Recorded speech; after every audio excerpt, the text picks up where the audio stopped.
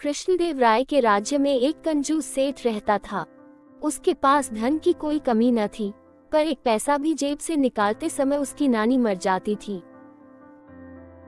एक बार उसके कुछ मित्रों ने हंसी हंसी में एक कलाकार से अपना चित्र बनवाने के लिए उसे राजी कर लिया। उसके सामने वह मान तो गया, पर जब चित्रकार उसका चित्र बनाकर लाया तो सेठ की हिम्मत न पड़ी कि चित्र के मूल्य के रूप में चित्रकार को 100 स्वर्ण मुद्राएं दे। यूं वह सेठ भी एक तरह का कलाकार ही था। चित्रकार को आया देखकर सेठ अंदर गया और कुछ ही क्षणों में अपना चेहरा बदलकर बाहर आया। उसने चित्रकार से कहा, तुम्हारा चित्र जरा भी ठीक नहीं बन पड़ा। तुम ही बताओ, क्या ये चेहरा मेरे चेहरे से जरा भी मिलता है? चित्रकार ने देखा, सचमुच चित्र सेठ के चेहरे से जरा भी नहीं मिलता था। तभी सेठ बोला, जब तुम ऐसा चित्र बनाकर लाओगे जो ठीक मेरी शक्ल से मिलेगा, तभी मैं उसे खरीदूंगा।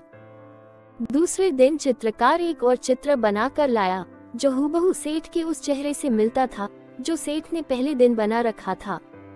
इस बार फिर सेठ ने अपना चेहरा बदल लिया और चित्रकार के चित्र में कमी निकालने लगा।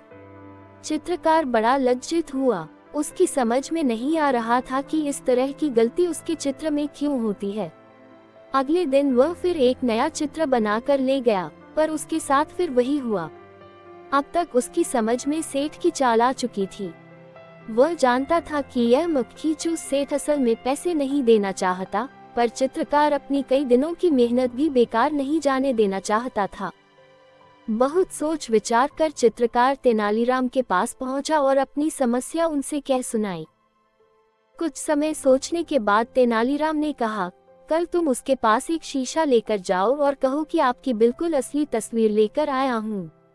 अच्छी तरह मिलाकर देख लीजिए, कहीं कोई अंतर आपको नहीं मिलेगा। बस फिर अपना काम हुआ ही समझो। अगले दिन चित्रकार ने ऐसा ही किया। वह शीशा लेकर सेठ के यहाँ पहुँचा और उसके सामने रख दिया। लीजिए सेठ जी, आपका बिल्कुल सही चित्र, गलती की इसमें जरा भी गुंजाइश नहीं है। चित्रकार ने अपनी मुस्कुराहट पर काबू पाते हुए कहा, लेकिन ये तो शीशा है। सेठ ने झुंझलाते हुए कहा, आपकी असली सूरत शीशे के अलावा बना भी कौन सकता है? जल्दी से मेरे चित्रों का मूल्य 1000 स्वर्ण मुद्राएं निकालिए। चित्रकार बोला। सेठ समझ गया कि यह सब तेनालीराम की सूझबूझ का परिणाम है। उसने तुरंत 1000 स्वर्ण मुद्राएं चित्रकार को दे दी। तेनालीराम ने जब ये घटना महाराज कृष्णदेव राय को बताई तो वह खूब हंसे।